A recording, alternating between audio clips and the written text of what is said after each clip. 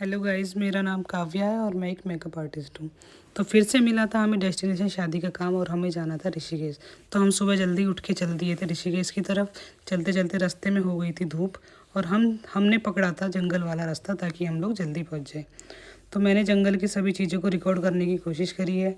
मैंने सुना है यहाँ पर हिरन और हाथी मिलते हैं, लेकिन मेरे कैमरे में तो कुछ भी कैप्चर नहीं हुआ। तो मैं कोशिश कर रही हूँ कि कोई जानवर मेरे कैमरे में आ जाए, लेकिन नहीं हुआ। आई तो सिर्फ ये गाय माता आई और जो अपने रास्ते जा रही थी, हम अपने रास्ते चल दिए।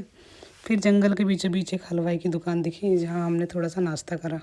गरम गरम पकौड़े तल रहे थे, लेकिन खाने तो हम बैठे समोसे ही। समोसे खाने के बाद मैंने मुंह मीठा करा। मैंने गुलाब जामुन खाया और जो बहुत ही टेस्टी लगा। खाने के बाद फिर से हम अपने सफ़र पे चल दिए क्योंकि हमें काम की जल्दी थी और हमें जल्दी पहुंचना था। उसके बाद मैंने देखा एक छोटा सा गांव जो बिल्कुल ऐसे पुराने ज़माने जैसा दिख रहा था। वैसे तो बहुत ही सुंदर था, लेकिन ऐसे लग रहा था जैसे हम किसी पुरानी सदी में पहुंच गए हैं। न गाड़ी है, न घोड़ा है, न बिल्डिंग है, न कुछ है। सिर्फ एक छोटा सा लकड़ियों का गाँव था। पता नहीं बेचारे लोग यहाँ कैसे रहते हैं। हम दिल्ली वाले तो ऐसी खूबसूरती के लिए तरस ही जाते हैं। दूसरी तरफ देखा मैंने एक खाली सा मैदान जो ऐसे लग रहा था जैसे कोई वीराना जगह हो। कीचड़ है, दलदल है, लेकिन दूर दूर तक कुछ भी दिखाई नहीं दे रहा था, पर था बहुत सुंदर। तो उस तरफ भी मैंने कैमरे को घुमाया और उसको भी मैंने अपने कैमरे में कैप्चर किया। इसी के बाद आगे चलते चलते हम पहुंच जाते हैं गंगा जी के आसपास। तो मुझे दूर से पहाड़ से गंगा जी दिखाई दे रही है और ये जगह हम लक्ष्मण झूला के आसपास पहुंच चुके हैं। ये वही गंगा जी है जहाँ पर राफ्टिंग करवाई जाती है। मैंने तो कई बार राफ्टिंग की है। तो अगर आप इंटरेस्टेड हो तो आप भी आ सकते हो ऋषिकेश। आँखों को सुकून देने वाला व्यू है। तो इसी के बाद हम पहुंच जाते हैं अपने डेस्टिनेशन के आसपास। तो हमारी गाड़ी चल रही थी नदी के अंदर। ये सड़क नहीं है, नदी के बीचों बीच है। देखो साइडों में पत्थर भी साफ साफ दिखाई दे रहे होंगे। तो इतनी देर में हम पहुंच जाते हैं अपने रिसोर्ट के पास। और रिसोर्ट देख सकते हैं आप कितना खूबसूरत है।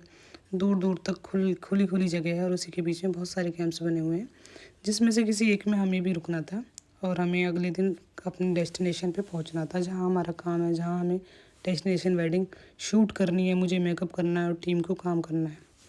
तो हमें नदी पार करके जाना था अपने रिजॉर्ट पे। तो हमने करी है नदी पार। गिरने का तो खूब डर था, लेकिन हम बच गए। सफ़र की थकावट बहुत ज़्यादा हो चुकी थी, तो मुझे आराम करने के लिए चाहिए थी एक अच्छी सी जगह। तो ये था मेरा रिसॉर्ट जहाँ मुझे ठहरना था। तो आप देख सकते हो ये नदी के बिल्कुल किनारे है और बहुत साफ़ सुथरा और सुंदर है। तो मैं तो इसको देख के काफ़ी खुश थी कि चलो मेरा तो दिन अच्छे से कट जाएगा और मुझे चैन की नींद भी आ जाएगी। तो साइड में नदी है और सामने ये कैंप है जहाँ हम ठहरे हुए हैं। तो आप देख सकते हो बहुत साफ़ सुथरा और सुंदर है। तो मैंने तो थोड़ी देर खड़े होकर देखा नज़ारा चारों तरफ का। तो पॉल्यूशन फ्री है ऋषिकेश, तो बड़ा अच्छा लगता है। ना धूल होती है, ना मिट्टी होती है। तो आराम मिलता है, आँखों को सुकून मिलता है। थोड़ा आराम करने के बाद मैं नदी के किनारे पहुँच गई और मुझे चाय पीनी थी, तो मैंने नदी के किनारे बैठकर ही चाय की पी और सनसेट का भी नज़ारा लिया। तो अच्छा लगता है नदी के आसपास बैठ के बातें करना, खुद से चाय पीना। ऐसे ही बहुत सारी वीडियो को जानकारी के लिए, वीडियो के लिए, रिसोर्ट के लिए, खूबसूरत जगह के लिए देखने के लिए मेरे चैनल को सब्सक्राइब करें, लाइक करें। Okay, thank you, Tata.